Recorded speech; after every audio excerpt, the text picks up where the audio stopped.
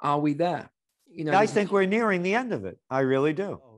Born in the Bronx and born to be free, that we, the people of the United States, have been granted, that these people are trying to take away from us. Okay, welcome, ladies and gentlemen, to a very special video today. We're going to be doing an interview with Gerald Celente. Really looking forward to this one. I know a number of you are really looking forward to it as well. So we're just going to dive straight in. We're not going to do loads of 20 minutes of introductions. I'm sure most of you already know who Gerald is. If you don't, definitely check him out. He's been running the Trends Journal as well. Long time now. He's been doing this for, best part of 40 years. So I don't think the man needs a huge introduction. Welcome to the show, Gerald. Well, thanks for having me on. Yeah, great. So let's jump into, I think, the main question at the moment then. So I've got a few questions for you. So here's the first one. Do you believe that we're already in an American Greater Depression? Obviously, like you, I don't believe a word that the media says. I think it's all nonsense and propaganda. But do you believe we're already in an American Greater Depression, or do you believe that we're now in a global Greater Depression? It's a global greatest depression, and it's only being artificially propped up with the money coming out of central banks and governments. And they just they're building debt burdens that are unprecedented in world history. And when you look at the literally hundreds of millions of lives and livelihoods that have been destroyed when they launched the COVID war 1 year ago, it's unprecedented. You take a trip over here in New York City, it's dead. It's dead. You have an office occupancy rate of 14%. How about all the businesses that depend on commuters? And this isn't only in New York. Go to London, go to Paris, go to Barcelona, go to Madrid, go to Rome, go anywhere. And in many places, you'll see Berlin, dead. So what sick mind would say that it's going to come back? The people that have lost their businesses and lives and livelihoods, they're not coming back. Yes, there's going to be a big artificial bounce. There's no question about it. It's going to be big. And people are going to say, see, everything's fine again. No, it's making up for what was lost, but new's not going to be created. Yes, jobs will come back. Not all of them. The big thing is new ones won't be created. So it's going to be devastating. And again, it's only artificially propped up by the zero and negative interest rate policies, which are unprecedented in world history. They didn't teach me that in graduate school or Economics 101. There was no such thing as quantitative easing. Buying up, was the Fed buying up $120 billion worth of bonds a month? And the reality is we never got out of the last one, when the Great Recession. The Federal Reserve, according to the Levy Institute, dumped in $29 trillion to artificially boost the banks back up. And you were looking at GDP rates were going up very slowly, 1%, 2%, 2%, 1%. And those numbers aren't real, because in America, the land of the free, and once you're no longer collecting unemployment, you're not unemployed anymore. I'm not making that up. No. Once you stop collecting unemployment, you're not collecting unemployment anymore. So the unemployment numbers are much higher. And it's artificially being propped up by what looks like the boom on Wall Street. You go back to the 29 crash. Country didn't go into the Great Depression until the markets crashed. And that's what's going to happen. People are going to think everything's okay, it's all right. Yeah, I know friends that have lost everything or committed suicide, but overall it's fine. When the markets crash, then the reality will wake up, because right now there's no connection between Wall Street and Main Street. Yeah, I agree. So let's dive into that a little bit more then. So one of the things that I often talk about is how, if you look at the overcapacity that we have in goods and services, so in the, in that sector, looking at that sector, then we've had a collapse. So I've just got back to California from, you probably saw my London has fallen video. You saw what happened there. Everything's just destroyed. I just got back here and I went out for the first time last night. Very weird, really weird, Gerald, here.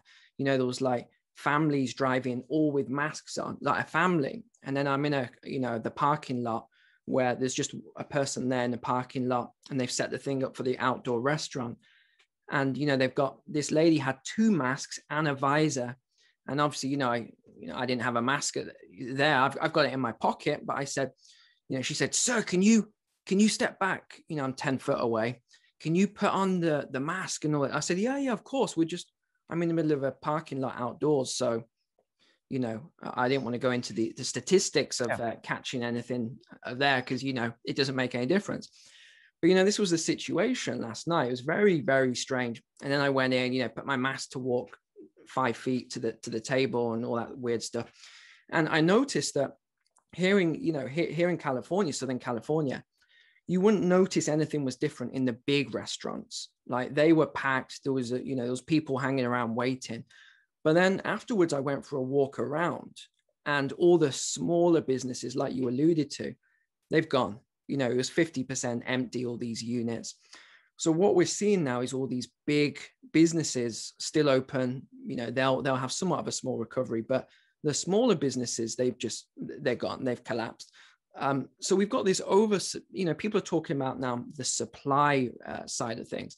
So what I'm seeing now is we have this supply. So all the customers are going to go back to restaurants, but, in terms of restaurants alone, they're going to be going to the big restaurants. So we're going to see this recovery there.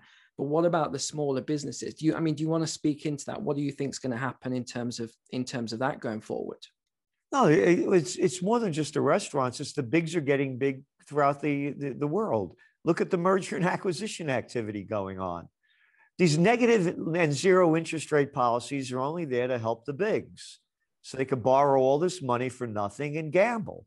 I mean, it's day after day, week after week. All we're seeing are more and more merger and acquisitions. The largers are getting bigger. Goodyear Tire just bought out Cooper Tire. I mean, we put it in the Trends Journal every week. Yeah. All the merger and acquisitions. And so the bigs are getting bigger. And look at what lowlives these people are. Again, anybody to me that believes in a politician, I don't want to hear one damn word out of your mouth. That if you're that stupid and ignorant to look up to a politician, politic, got it? Many ticks sucking the blood out of us, you don't know what's going on. So when I'm talking about what's going on, these low lives like you got over there in California, and the sexual harassment king over here in New York, Cuomo, you're a little business. You're non-essential. Don't you know who I am? Don't you know who I am? I'm some guy born on third base and thought I had a home run. Never had to work a day in my life because I'm a member of the club I got here. Your business isn't essential, but you could go to Walmart's. Okay to go to Target. Hey, Costco's just fine.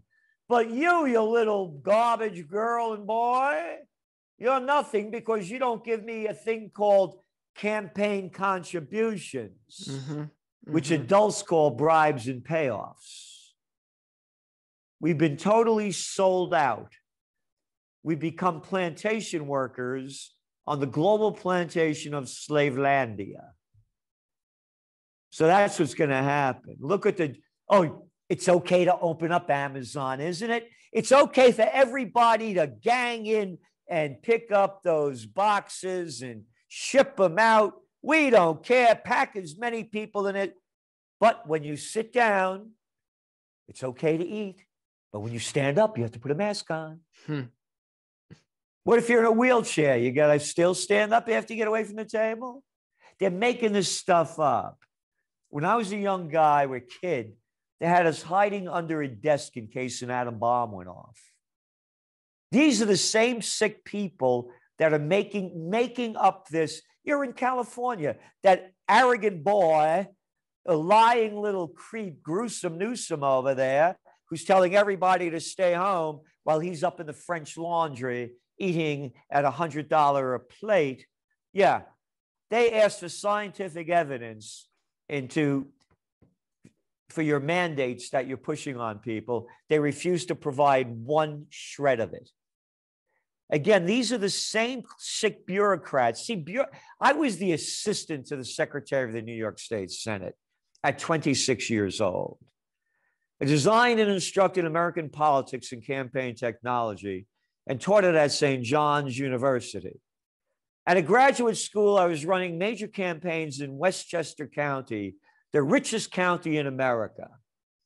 I have pictures of me and Reagan. I've been with prime ministers, princes. I know what the deal looks like. You become a bureaucrat because you're a low-life piece of crap that's been never worked a day in your life, and you suck up to the public system. And they tell you what to do. And that's what's going on now.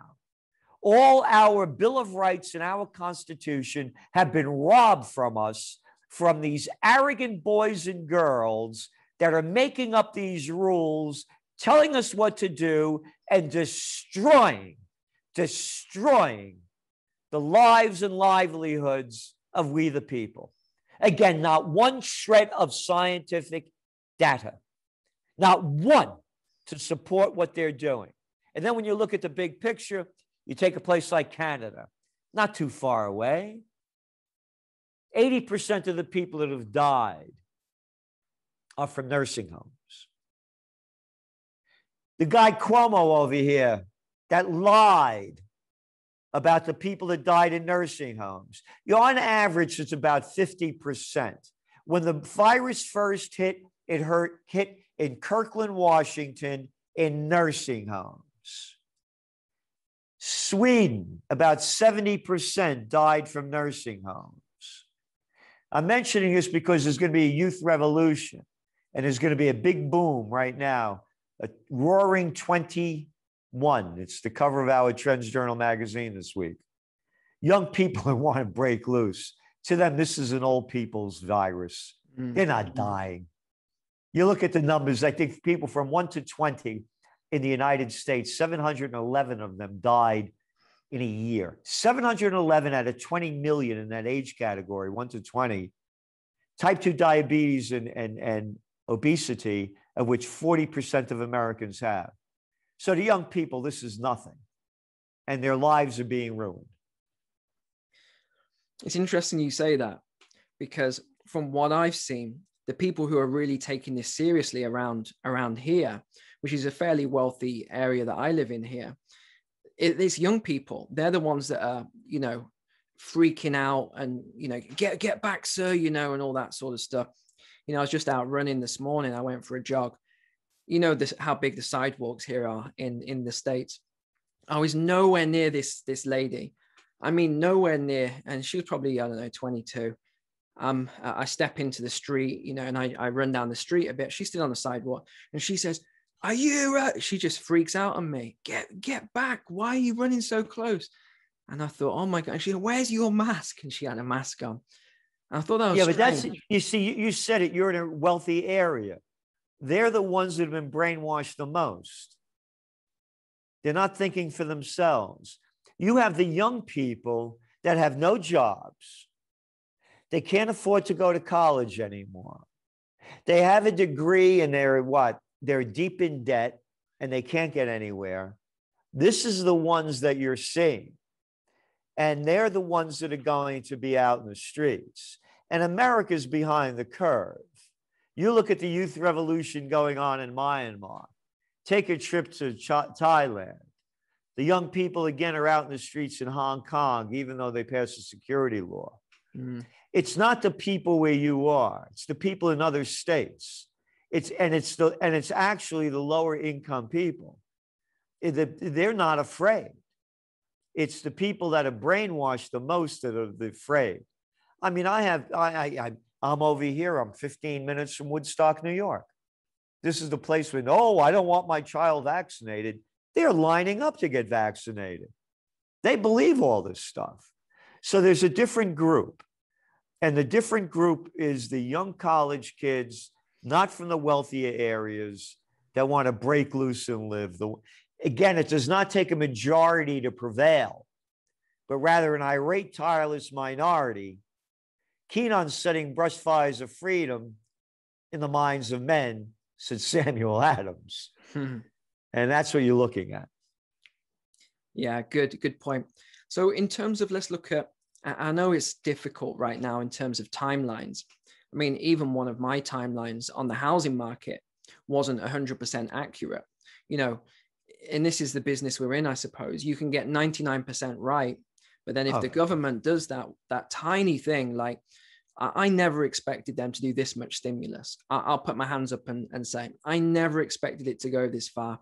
And of course, what this has done is, and this is what a lot of people don't understand, if you've got a pool of money or currency, let's say, and then you start pumping more and more currency in, you devalue part of the currency already in existence, but what you're doing is you're just expanding the monetary pool. What's this going to do to asset prices? Obviously, it's going to keep pushing them up. So people are saying, yeah, but Neil, my house went up 10% this year. I think in the United States, what is it, 10.5 or roughly somewhere like that. But what they don't realize is, well, how much is your currency in your bank account, your savings, deleveraged by this year? And then, Gerald, what they're going to do, the government's then going to put CGT, capital gains tax, on those gains, which don't really exist. Have you got anything to say on that? Well, on the housing, it's going to keep going up as long as interest rates stay low. When interest rates go up, the housing bubble, as everything else, is going to burst, whether it's the markets or anywhere else. And you're looking at all the debt that was taken in by all these companies that are going down with the low interest rates to keep them afloat. So, and now we're looking at the bond yields going up because there's fear of inflation going up.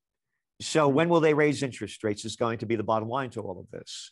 Now, in talking about real estate, just to make this one very clear, where I am in Kingston, New York, which is 90 miles north of New York City, according to Bloomberg, the prices went up here the most of anywhere of 181 cities.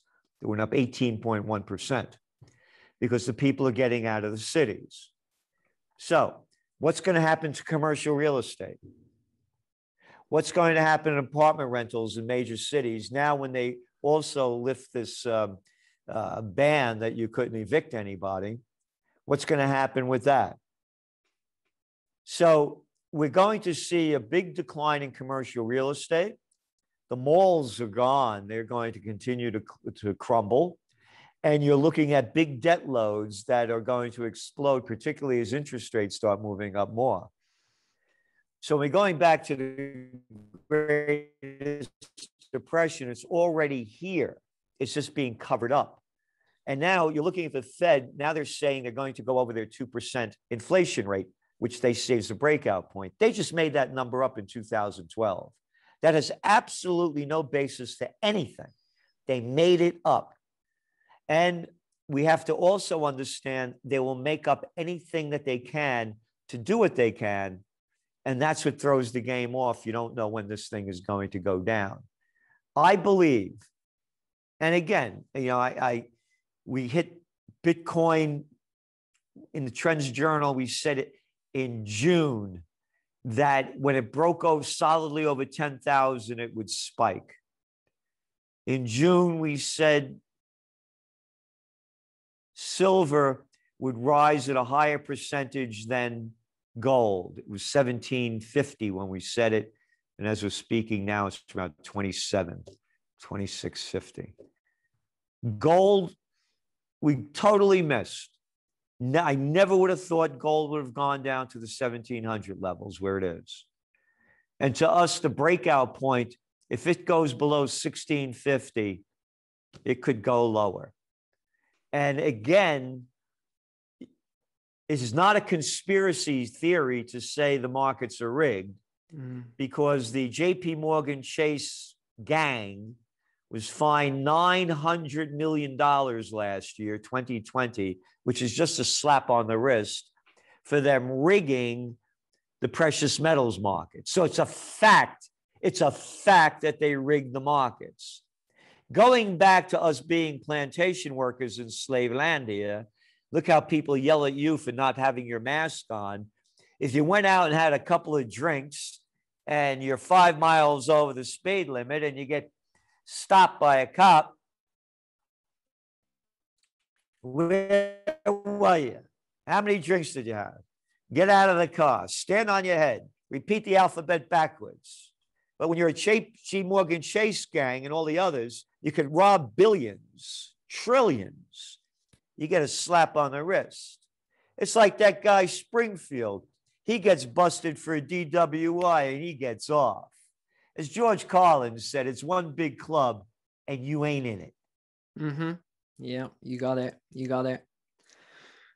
Good. So let me take us back one step then in terms of timelines for this, because I think, again, it's very difficult to time things, but let me say a couple of things I think might happen, and then I'd love your input on it.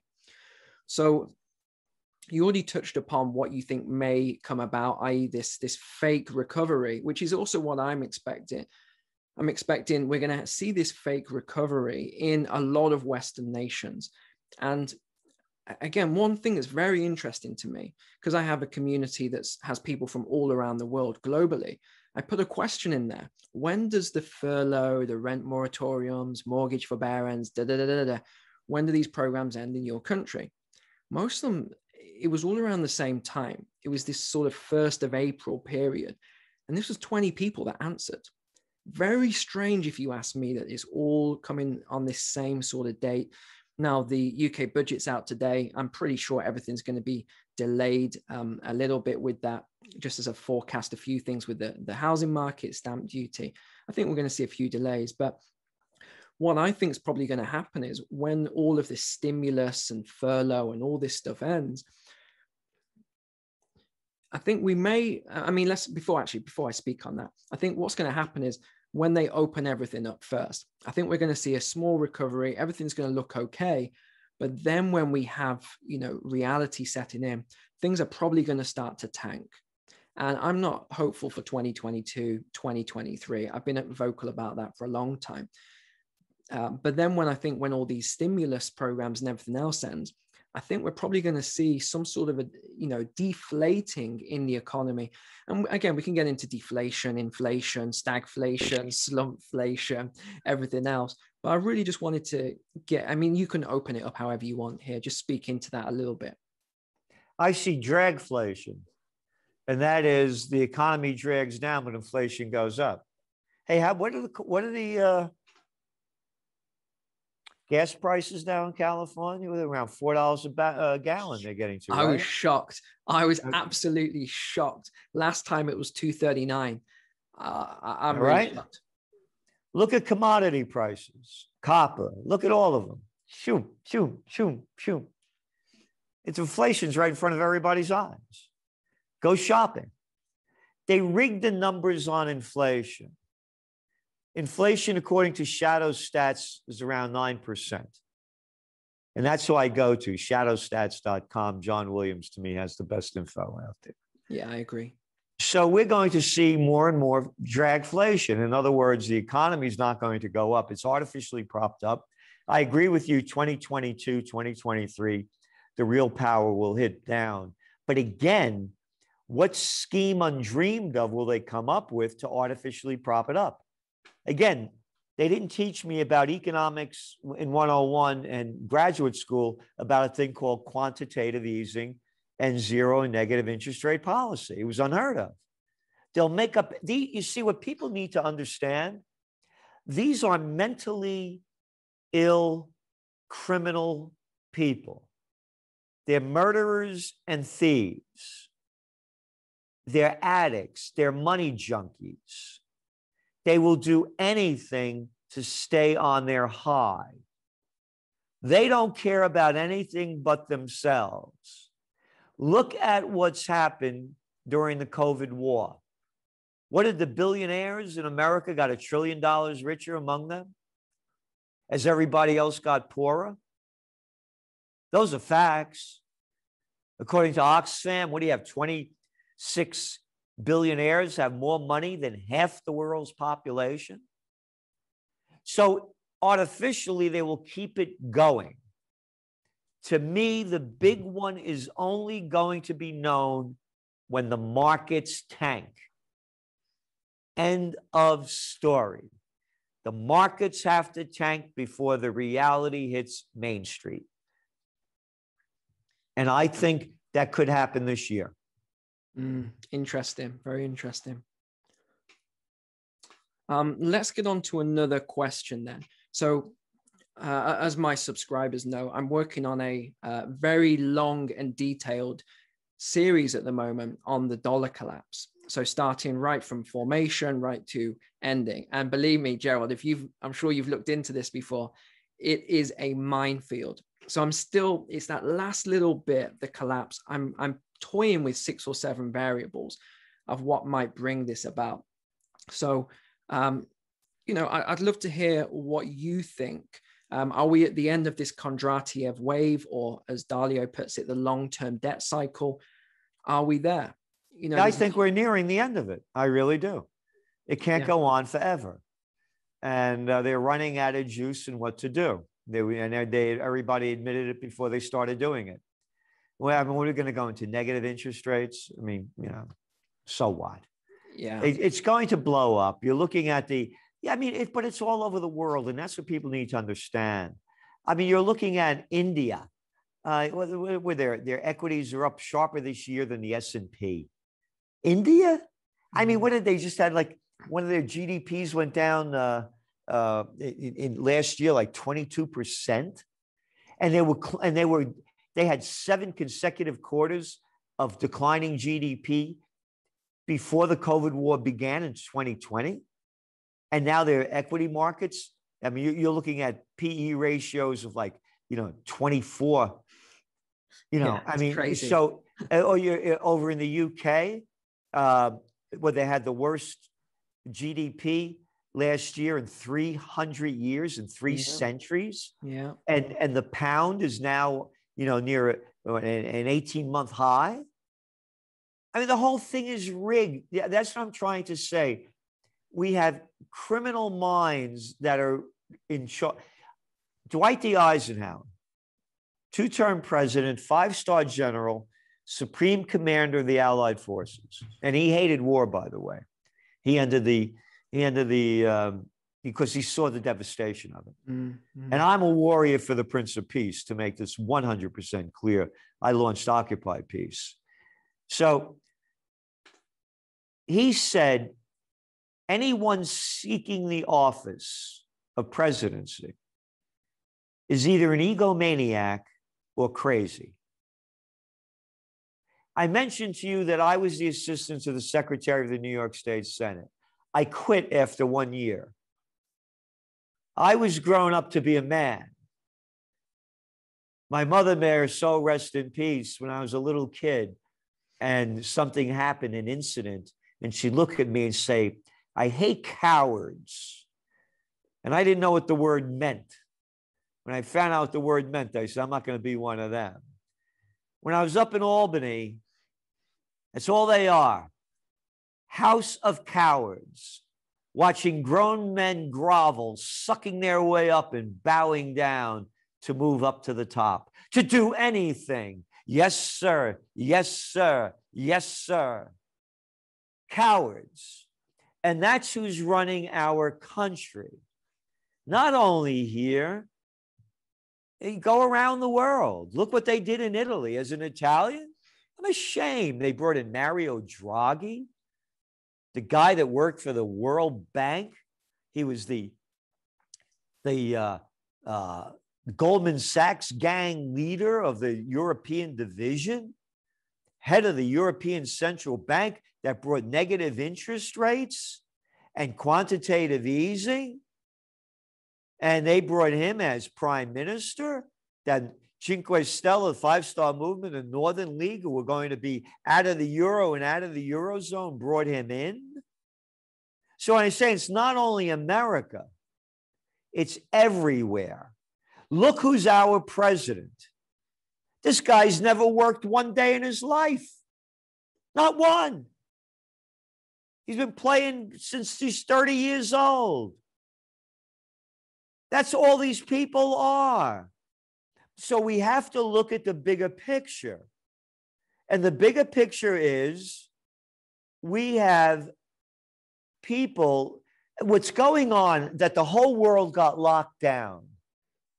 You know, that when they found a skull that was 20 million years old, and we don't have a clue of what life it was, what it is.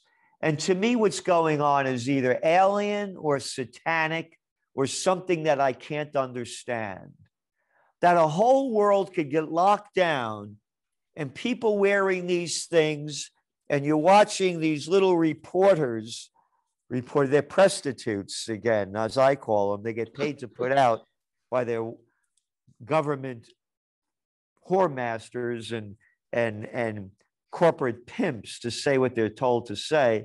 Here they are giving you the news like this with nobody around them, selling fear and hysteria. And I'm not making it up because we had it in the Trends Journal last February when Mark Zucker, the head of CNN, was quoted in the Wall Street Journal by one of his staff when the COVID war broke out in China, telling people to stay on it because ratings were going up. Their ratings were in the toilet before this happened. These are hard facts. So what they're doing is we have in order to see the big picture, you have to see what it is. And when you see what Washington is, when you see what every major country is, who's running it, their track record, you can see where we're going. And if we don't move toward freedom, peace, and justice, as a trend forecaster who's written a number of books, trend tracking, far better than Megatrends, Time Magazine, Trends 2000, an international bestseller. My first book I worked on, Natural Healing, back in the late 80s, before anybody was talking about this stuff. I'm a visionary. And the vision I see now, unless we move toward freedom, peace, and justice, is hell on earth. Because the lower this thing goes and the worse it gets, they're going to rob us of more of our freedoms, take control of more of our lives. Look how they're selling now the pitch, domestic terrorism. Remember when terrorism hit on 9/11? Yep. Look at all the rights we lost, how they could spy on us on any way. When I was a young man, it used to be fun to fly. I didn't have people feeling me up. I didn't have this disgusting where it's no fun anymore. And now it's going to get much worse. What I'm saying to you and everyone listening, if we don't reach a higher level of spirituality and humanity, this is going to go down very fast and very hard. And all you have to do is look at the people in charge. Yeah, it's interesting. Just for my American viewers and any of yours as well, Gerald, it amazes me just the Americans that I'm speaking to who have absolutely no idea what's going on in Europe. None. They are completely clueless as to what is happening there. I'm very fortunate and blessed that I escaped the UK, because I tell you, I'm one of these people as well. I'm ex-military. I'm very sort of motivated, positive. And if someone like me, my mental health was really suffering, a year under lockdown, and you can't really leave. And if you leave the house, you're like, oh, am I going to get arrested for something here? You end up just looking at your four walls all the time. It's very difficult mentally. And I don't think a lot of Americans and Canadians, or maybe it's more Americans, appreciate what is going on and the suffering that Europeans are having right now under these draconian lockdowns. Yeah, so the American people watching, you're very, very fortunate right now with what, you know, with how things are compared to other places. So I just want to take us back one step, Gerald, with this dollar collapse. This is a big question. Yeah. A lot of people are asking.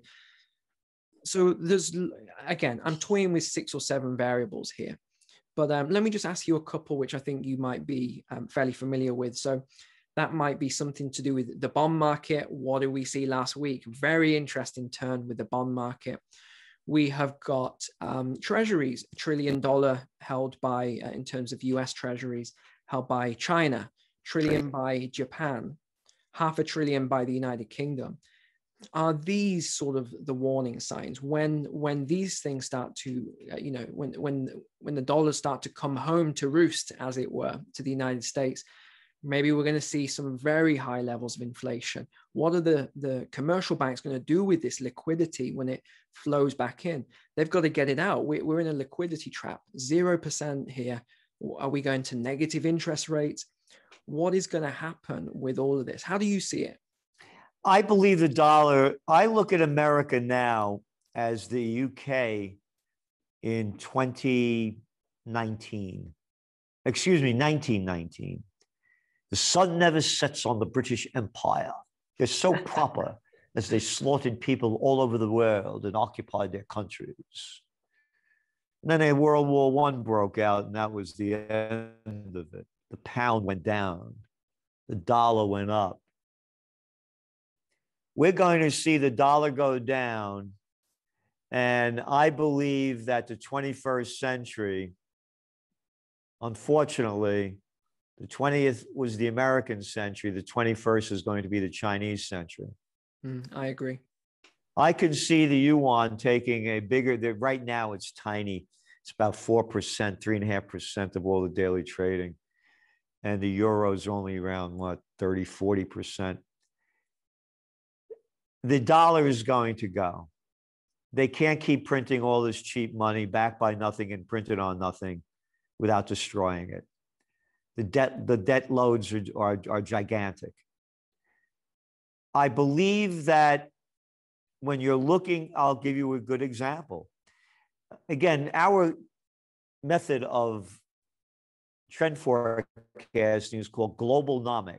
That means making connections between different fields. So if you're just talking about, if you're an economist and you only look at the economy and don't look at the big picture, you're missing the story. So let's go back to China. January of 2020, the Lunar New Year, China New Year, the coronavirus broke out. The headline in our magazine, the Trends Journal, was coronavirus, 106 dead in China. And our next line was 1.4 billion still alive. In other words, what are you telling me this for? What, 1.5 million people die of air pollution related diseases. That's why they wear these things. And we used to make fun of them. Now, going back, there were protests going on in Hong Kong that they couldn't stop. I was on Hong Kong TV. We're covering it every week in the Trends. Couldn't stop it. Young people. Couldn't stop it. When the virus broke out, boop, lockdown, lockdown, lockdown. They locked down South Africa. They locked down India. There were protests. There were protests going on. One of our top trends for 2018, for 2019 was New World Disorder. There were protests going on in Chile and Colombia and all over the world. People taking to the streets, protesting the lack of basic living standards, violence, government corruption.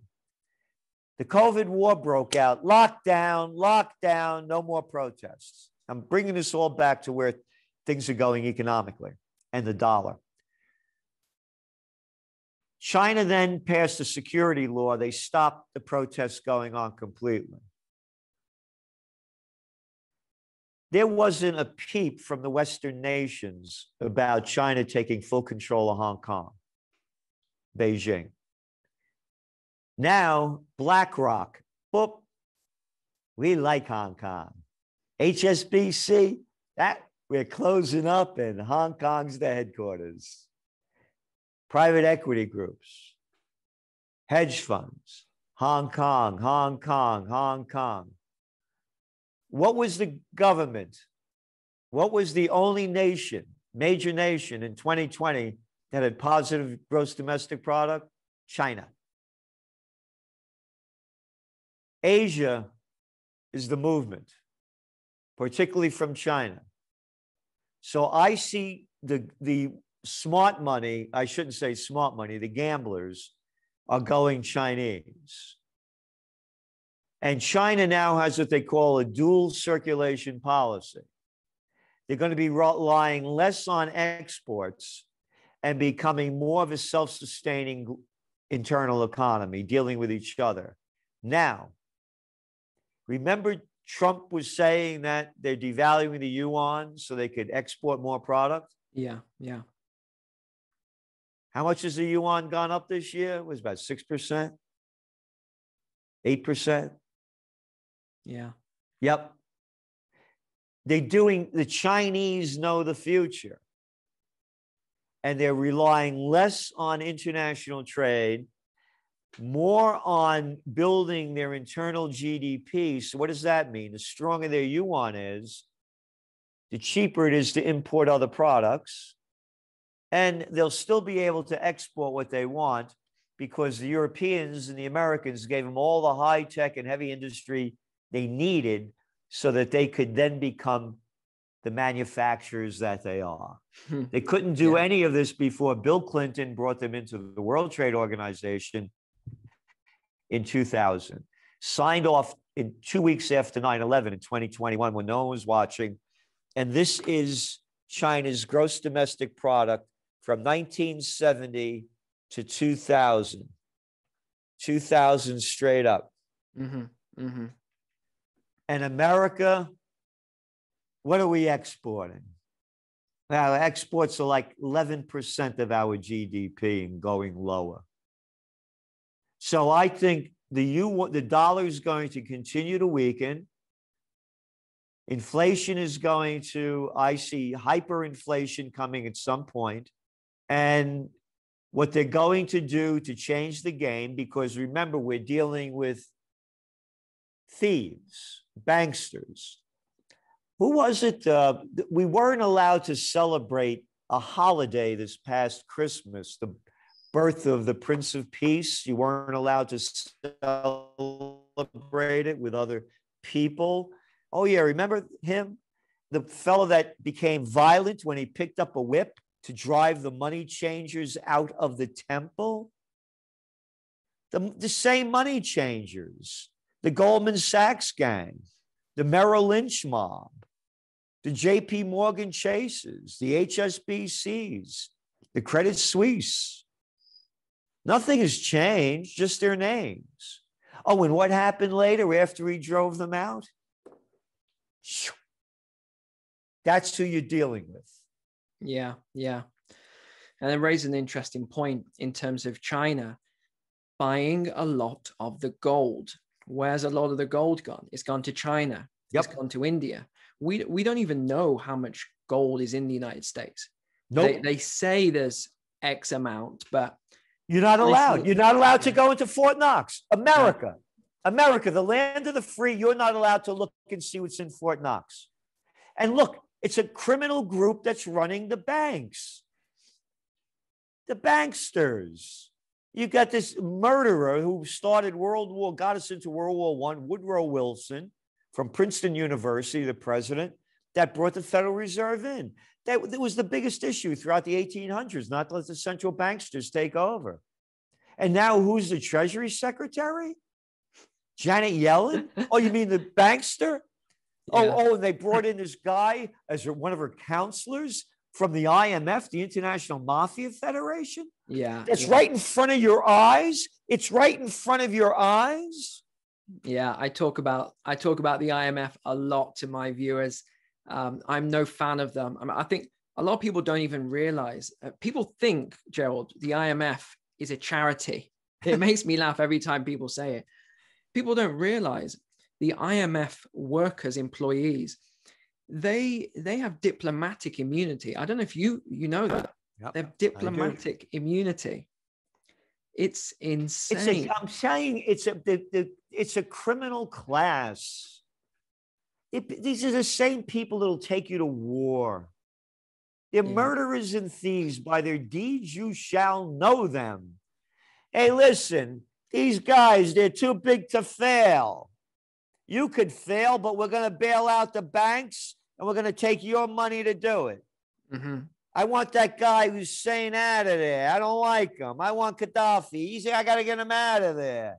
I don't like him. I want that guy Assad out of there. I don't care who you kill. All right? How much more proof do you need, anyone? By their deeds you shall know them. They are murderers and thieves. This is not my America. Again, I launched Occupy Peace because as an American, there was this guy named George Washington, and his farewell address was no foreign entanglements. And as I say, you'd think we'd be in Iraq if their major export was broccoli. Mm-hmm. You'd think Trump would have done what he was doing in Venezuela if he cared that they weren't sitting on the world's largest oil supplies.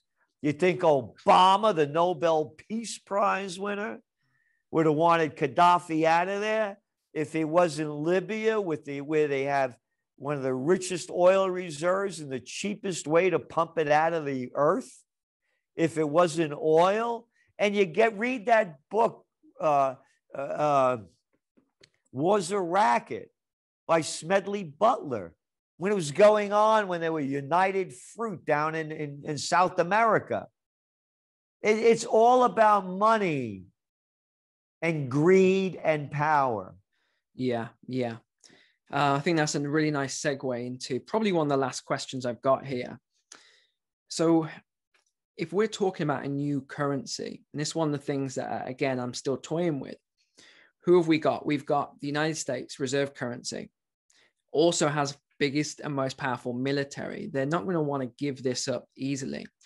You have ECB, European Central Bank. They are really toying with power right now. We have China with their digital yuan. And then we have the IMF. So we have these sort of four big power players. How do you see, or do you see, are you looking that far ahead yet? Are we going to have some sort of a big currency war here between these four big players? Who is going to come out dominant? That's one of the things I'm still toying with. I'm still trying to work my mind around how that could play out. On the military first, America's military, forget it. They haven't won a war since World War II. And what people don't realize is that wasn't for Russia. They would play a big role in it, but you can't say that because then they think that you're pro-Russian. They haven't won a war, and they're never going to fight a war against China. It would be like when they asked Albert Einstein, what weapons will they use to fight the Third World War? He said, I don't know. He said, but they'll be using sticks and stones to fight the fourth. There won't be a war with China. The way they're going to come out with it, and I was going to go into it before, and I kind of lost track of it. They're coming out with a new currency. It's going to be a digital currency. Yeah, agreed. And China's already leading the charge in that, by the way. They're going to come out, people, like you were saying, how people are afraid when you go jogging, you wear your mask. You don't want to touch that dirty money. From that dirty money, you get COVID, you could die like that. We got to get rid of that dirty cash. We're going to digital trash. And it's digital right now for all intents and purposes. It's backed by nothing and printed on nothing, this money. They're going to come up with a new currency. And that's the way they're going to try to get out of the debt bomb, by inventing something new. Remember, these are mentally ill people. They're psychopaths, they're sociopaths, and they're pathological liars. Look how they lie their way into office, promising to do things and never do them. Lying is just part of their lives. They're going to lie us into a new currency. I think that's the way they're going to try to get out of it. Again, though, at the end of the day, I see the dollar going down again, becoming like America has taken the place of its heritage, the UK, in going down the same way and for the same reason. The United Kingdom died because of all the wars and slaughter that they did around the world. And America's paying the same price, killing millions that cost us trillions. So the dollar is going to be losing its value. They're going to try to come up with a new currency, but I don't see it happening. And although gold is down, I'm still bullish on it. Again, I could be wrong. This is the first time, and I've been doing these forecasting now for 40 years. I began buying gold at $187.50 an ounce. Wow. This is the first time I called it. I haven't gotten it where it's moving. Every one of our forecasts have been totally on target. So something else is going on that's bringing this down. Yeah. And one of the things is, yes, a lot of money's going into cryptocurrencies, but nothing compared to what's going into gold or why. And as, again, you mentioned China, they had just come out with a report about a week ago about during the Chinese Lunar New Year about how much gold was bought by the Chinese people. Yeah, I saw that. Crazy and insane. So I'm still bullish on gold and silver, but they're going to come up with a new scheme undreamed of. They always do. Again, what people need to realize, you're dealing with criminal minds, pathological liars. I had a pathological liar work for me. I knew this guy since 1990. I believed and trusted him. I can't go into details. My attorney didn't believe me for over a year that this guy was a thief and a liar. He was such a great liar. That is who they are. So I have dealt first rate with a pathological liar. They make up other stories. They'll make up who's dying. They get your heart broken. They get you, and then they start doing the dirty deals. That's who's in charge. Again, the people that are in office are power-hungry people that want to rule your life.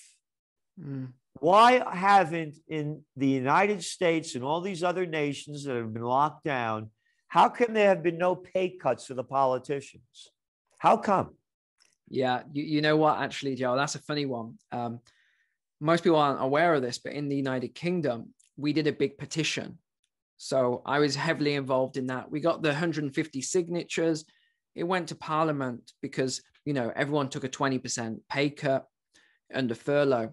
So we said, well, the politicians should take a pay cut.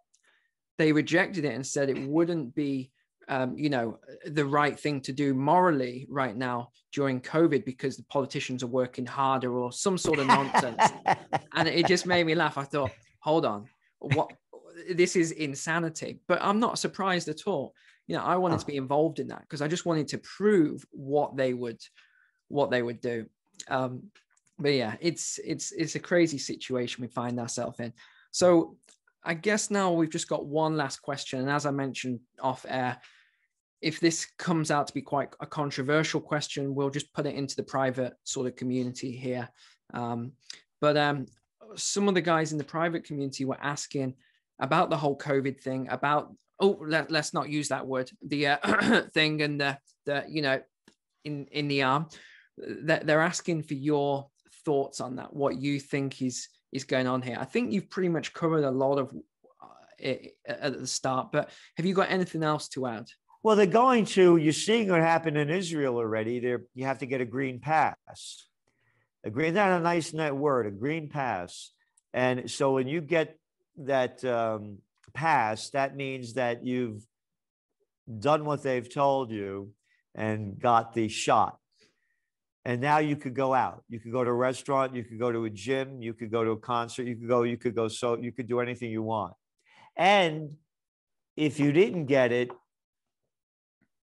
a week ago, less than a week ago, a couple of days ago, the parliament just passed a law where anyone that didn't get it, their names and all their information will be given to other government agencies so that they can contact those people who haven't gotten it. Mm-hmm. And I was thinking to myself, you know who's running Israel? Are the Ashkenazi Jews. The Ashkenazis are Khazars from northern Turkey, the Kazakhstan region. So when you say anything against them and they don't like it, you cannot be called an anti-Semite because they're not Semites. Semites are down from the Mesopotamia region. So I'm thinking to myself, Ashkenazi, Ashkenazi just passed a law that you will be now on file for not getting one of those things, and you must get a pass that you got one so that you could go anywhere that we will allow you to go. Mm-hmm. And I'm saying, wow, is this, something that's a little bit. Then now we just heard from the European Union, and they too are pushing for a global pass. No vax, no pass, no, and that's going to keep going on and on. There also, now we just read in the United States where CVS and Walgreens, once you get that taken from them, now they have all your information and they will keep contacting you for other things to do along those lines. So it's become, to me, they're drug lords. That's all it is. I did work for Warner Lambert before it was Pfizer back in 1997. Big job. And I was the CEOs and the top people, for a number of weeks. And I got to see it firsthand. And it's a very tight-knit group. By the way, they were not allowed to advertise on television drugs until Bill Clinton allowed them to. Why do you think they get paid $300,000 an hour to hear this guy BS from these companies? You can hear him BS for free. It's payback. Mm-hmm. So going back to the whole issue here, it's going to be more and more of a drug lord society. As we're forecasting, there's going to be new political parties formed. There's going to be 3 elements of their platform: anti-fax, anti-tax, anti-establishment, and anti-immigration. I mention immigration because as the global economy goes down, you're going to see swelling of migrants leaving countries that have been destroyed. You're already seeing it in Africa. Again, you mentioning about the people don't know what's going on. They don't know what's here. The major story several days ago, top story, Tiger Woods in car accident. Yeah, I saw that. What the hell do I care if Tiger Woods got in a car accident? Why do I care? Oh, because you don't have to know what's going on in Ethiopia and what's going on in Eritrea and what they're doing to the Tigrays. You don't have to know what's going on in Uganda with that election. You don't have to know what's going on in Somalia and Sudan, in Mali and Niger and the Horn of Africa, or in Libya, and all the destabilization that's going out, and people sinking in the Mediterranean Sea you don't have to know any of that or what it means. You don't have to know what's going on in Chile. You don't have to know the protests going on in Spain. Forget about what's a Myanmar. I never heard of that before. Or the world's worst humanitarian crisis. What's a Yemen? Mm. And then you look at the United States. You just saw Joe Biden join in with Israel to bomb Syria. And what are they doing? They're forming an alliance against Iran. Oh, let's go back to those gasoline prices. Let's do a global trip. Oh, they're $4 a barrel, a gallon. And now what's going to happen when you're making less money and costing you more to drive? And now tensions break out in the Middle East. And all of a sudden, boom, it's $100 a barrel. And now it's $5 a gallon. What's that going to do to the economy? Oh, and we won't talk globally. Then there's that place called India, and they only need 80% of their energy that they buy from the outside, and the prices have gone up, and their economy's going down already. Oh, and the people will be so happy. Oh, the farmers' revolution that's going on over there since November. So when you look at the global view, it's not a pretty picture. And that's why I'm saying to you, I'm on my 41st year of doing this, I've never been more concerned about the future than I am now. And unless we rise to a higher level, spiritually, emotionally, and physically, we are going to be living hell on earth. And to me, it's up to the people to take charge. And I don't mean not at all violently. Peace. I'm a warrior for the Prince of Peace. I'm a fighter, as you are, a man that's in good shape and in the military. That doesn't mean you don't know how to protect yourself and protect your own life if somebody's trying to take it. I'm not talking about that. I'm talking about, there was a thing called the Berlin Wall. And it came tumbling down in 1989 when the people went to the wall and they didn't leave. And then more people came and they didn't leave. And more people came and more people came and more people came, day in, day out, week after week. And then all these tough guys with their, put them down, join the crowd. Wall came down. This could be done very peacefully, very quickly, because if the people knew how weak the clowns that are running the show are and how fast they would fall under the pressure of the people, they would realize we could become the America that the Constitution and the Bill of Rights grants us. That's been taken away from us. And finally, right there, I'm looking at the dome right here is the capital of Ulster County, Kingston. This was the first capital of New York State before the British burnt it down. At that building, there was a guy by the name of John Jay, the first Supreme Court justice, who was a judge over there. And over 70% of America's Constitution comes from the Constitution that was written over there. And I bought 3 buildings on the most historic 4 corners in America. It's right over here, John and Crown Street. You can Google it up, most historic 4 corners in America, Kingston, New York. The only place with pre-Revolutionary War stone buildings. And I bought them because I'm an American. And I would not be me if I was born in Altavilla Irpino or Vico Quenz in Italy.